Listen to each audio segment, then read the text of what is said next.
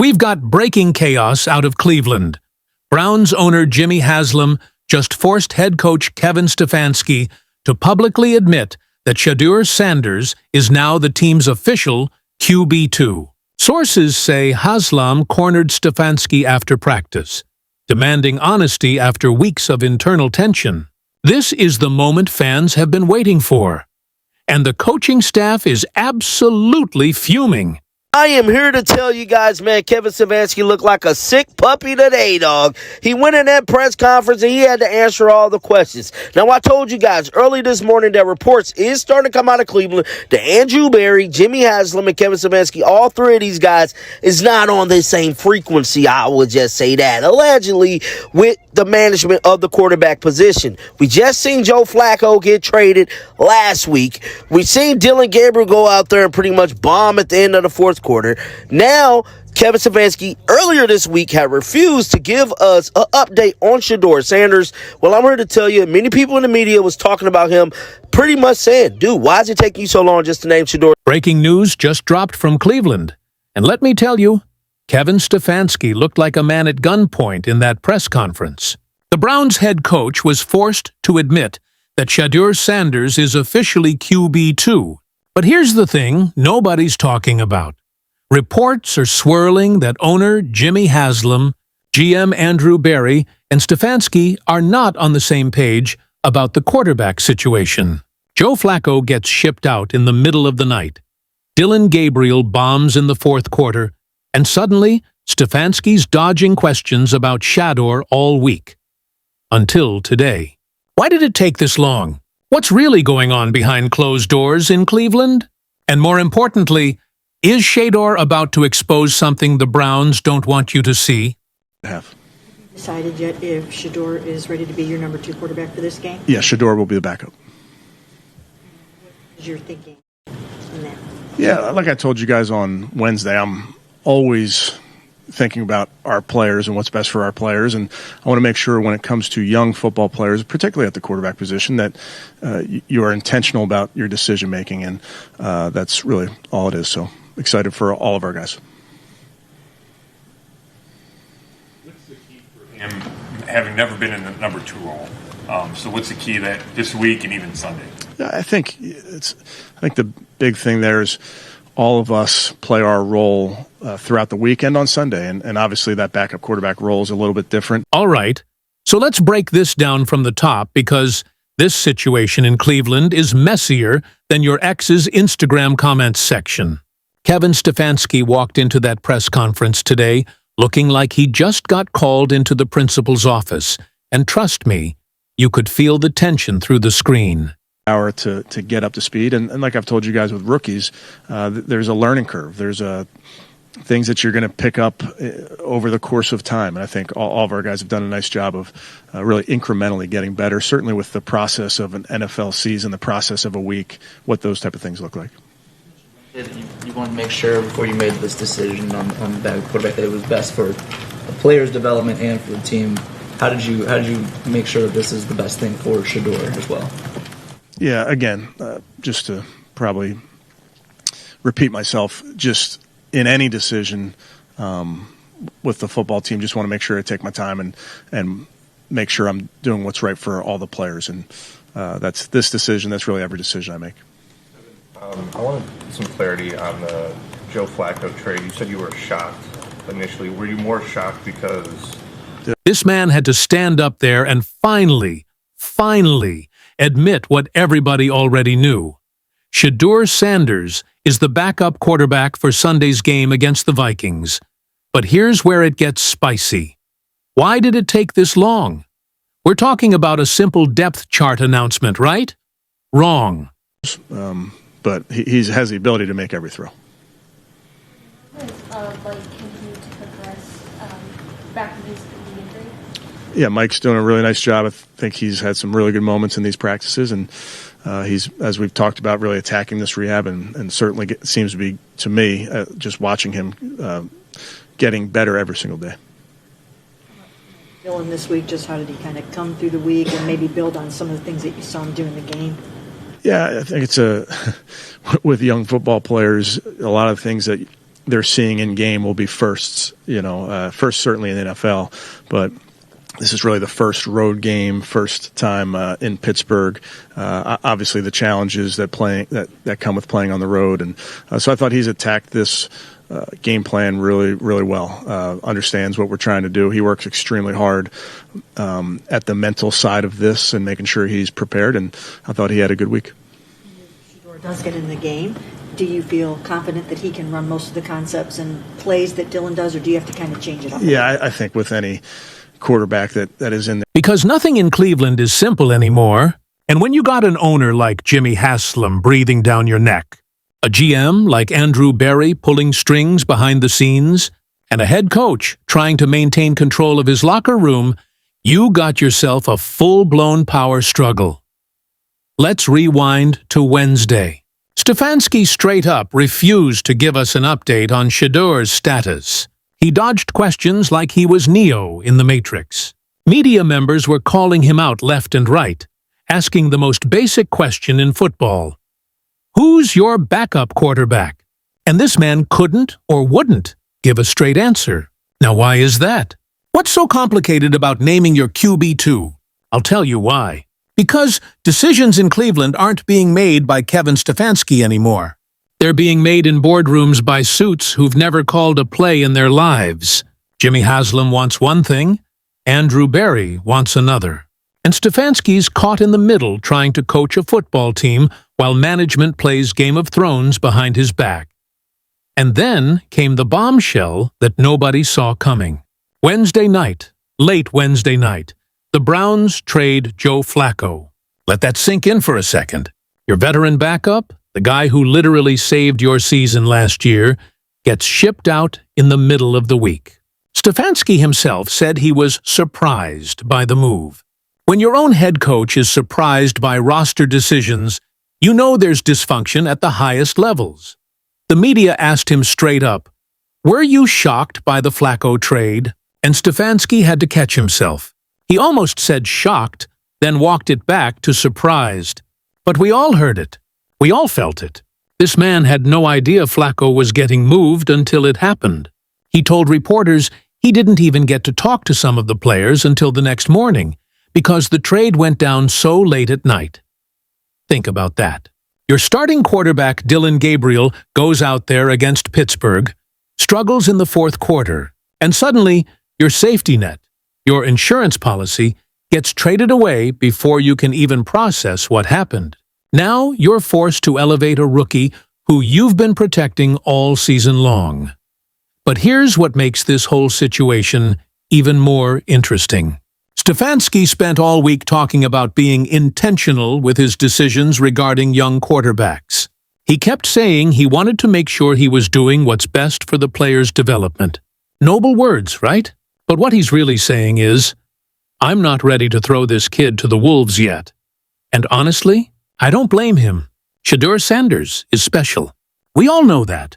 But the NFL is a different beast, and bringing a rookie quarterback along the right way matters.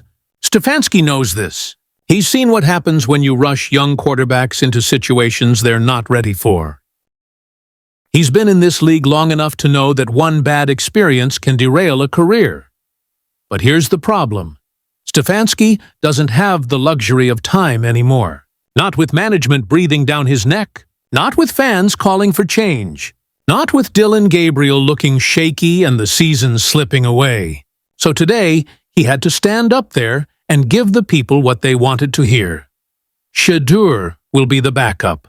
5 words that should have been said on Wednesday. 5 words that took 3 extra days and a media firestorm to finally get out of his mouth. And even when he said it, you could see it in his body language.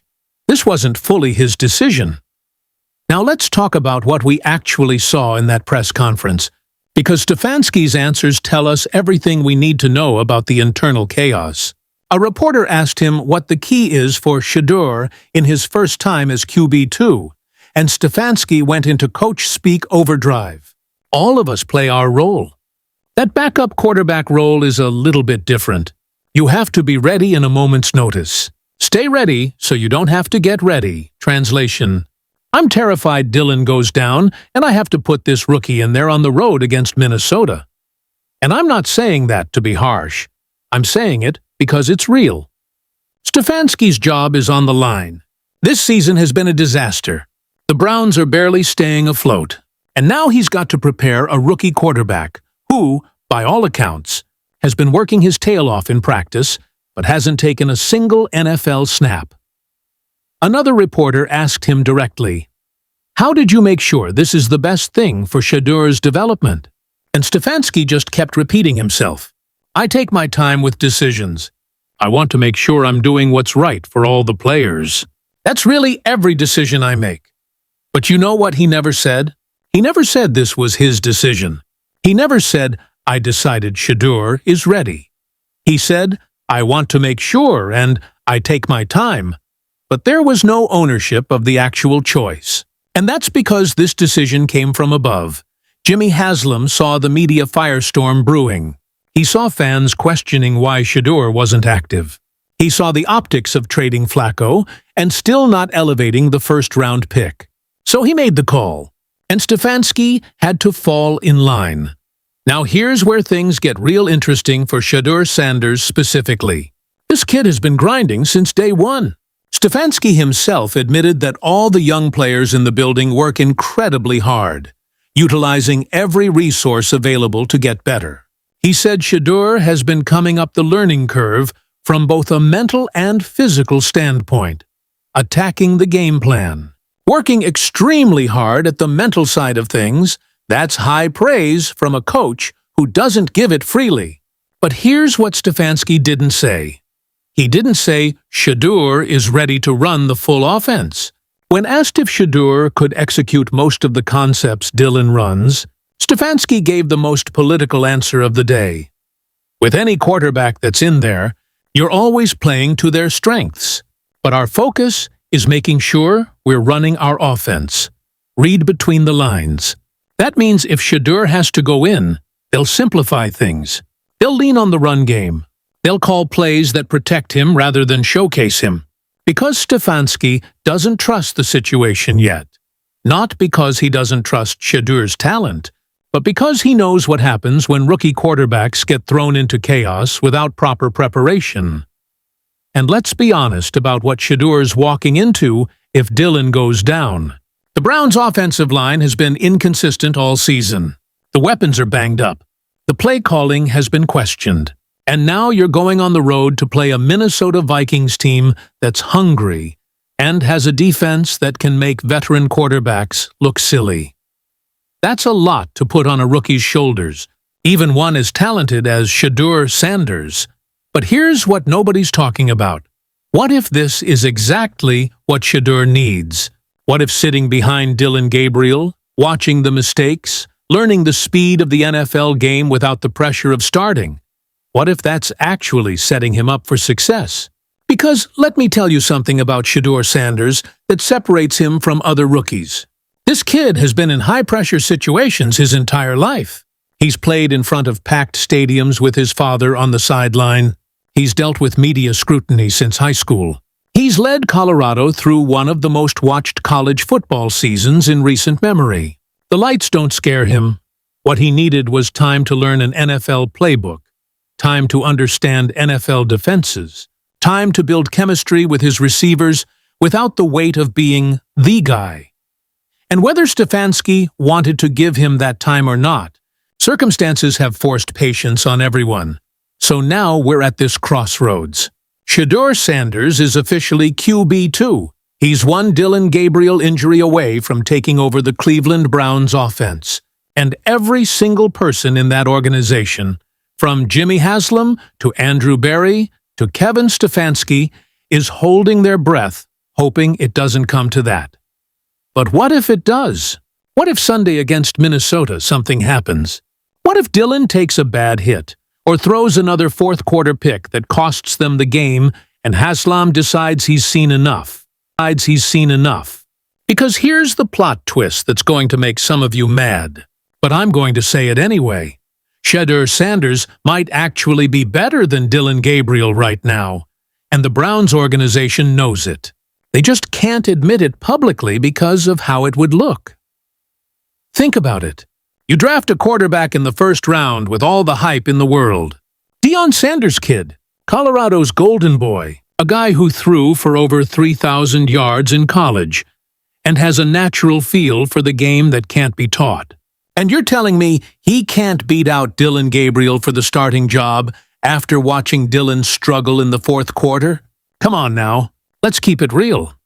The reason Stefanski took so long to name Shedeur as QB2 wasn't because Shedeur wasn't ready. It was because once you elevate him to QB2, the pressure to make him QB1 becomes overwhelming.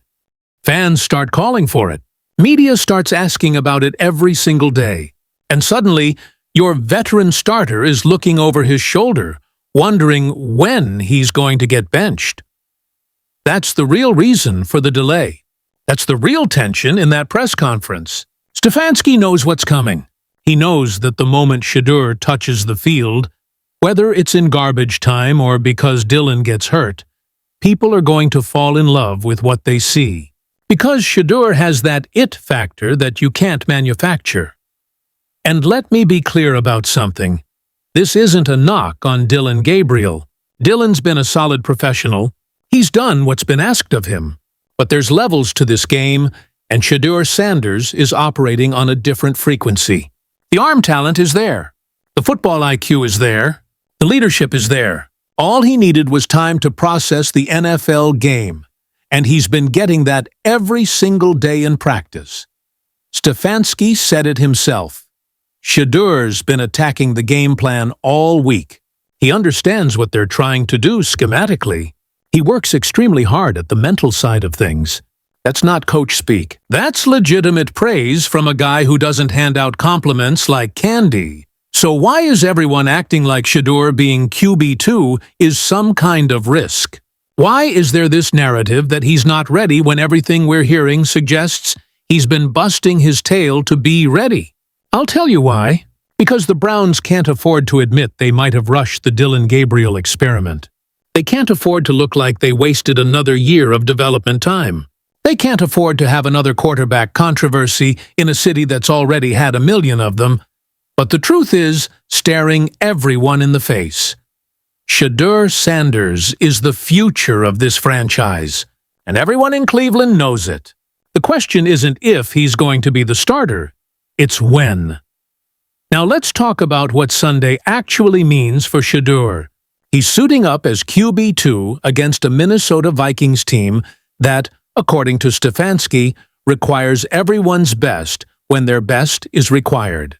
That's a dangerous game to be the backup in because anything can happen. One wrong hit, one bad decision by Dillon, one fourth-quarter collapse, and suddenly Shedeur's being told to strap up his helmet and save the day. That's a lot of pressure for anyone, let alone a rookie. But here's why I'm not worried about Shedeur if that moment comes. He's been preparing for it his entire life. This kid grew up with a Hall of Fame father who knows exactly what it takes to succeed at the highest level. He's had the best coaching, the best training, the best mentorship money can buy. And beyond all that, he's got the confidence and the swagger to step into any situation and believe he belongs. There, Stefanski talked about how backup players at every position need to stay ready, so you don't have to get ready. That's facts. But Shedeur's been ready. He's been studying film. He's been repping the plays in practice. He's been building chemistry with the receivers. He's been doing everything a professional quarterback should do. And when his number gets called, not if, but when, I genuinely believe he's going to surprise a lot of people who've been doubting him. But let's keep it 100. The real story here isn't just about Shedeur being named QB2. It's about the power struggle happening behind the scenes in Cleveland. It's about a head coach losing control of his roster decisions. It's about an owner who's desperate for wins and willing to override his coaching staff to make it happen. It's about a GM caught in the middle trying to balance long-term planning with short-term survival. Joe Flacco getting traded in the middle of the night tells you everything you need to know. That wasn't a football decision. That was a business decision made by people who don't care about locker room. chemistry, or continuity, or giving your head coach a heads up before you blow up his quarterback room. And now, Stefanski's stuck holding the bag. He's got to prepare a rookie to potentially play on Sunday while also trying to keep Dylan Gabriel's confidence up while also managing the media circus, while also dealing with a front office that clearly doesn't trust his timeline for developing young players. That's an impossible situation. And yet somehow people want to blame Stefanski for being hesitant to name Shedeur as QB2. Are you kidding me? This man's been put in a no-win scenario, and he's still trying to do right by his players. Here's what I think happens next. Dylan Gabriel starts on Sunday. He'll probably play okay. Maybe good enough to win if the defense shows up. But the minute something goes wrong, the calls for Shedeur are going to be deafening. Cleveland fans are already fed up with mediocrity. They want to see something exciting. They want to see hope. And Shedeur Sanders represents both of those things. So whether it's Week 10 or Week 12 or next season, Shedeur's time is coming. And when it does, I genuinely believe we're going to look back at this press conference as the moment everything changed in Cleveland. Because Shedeur Sanders isn't just another quarterback. He's not just another first-round pick. He's a franchise-altering talent who's been trapped behind circumstances beyond his control. But those circumstances are shifting. The door is opening, and when he finally walks through it, the entire NFL is going to take notice. So that's where we're at, fam. Kevin Stefanski got forced into a corner and had to admit what everyone already knew. Shedeur Sanders is QB2 for the Cleveland Browns. The politics are messy. The timing is awkward. But the talent is undeniable. Now, here's what I want to know from you. Do you think Shedeur should already be starting? Is Stefanski protecting him or holding him back? And when he finally gets his shot, do you think he's going to ball out or crumble under the pressure? Drop your thoughts in the comments, because I want to hear what you think. And if you made it this far, you're part of the real ones. Hit that subscribe button and turn on notifications because we're covering every single twist and turn of this Shedeur Sanders saga. This story is just getting started, and you don't want to miss what happens next. I'll catch you in the next one. Peace!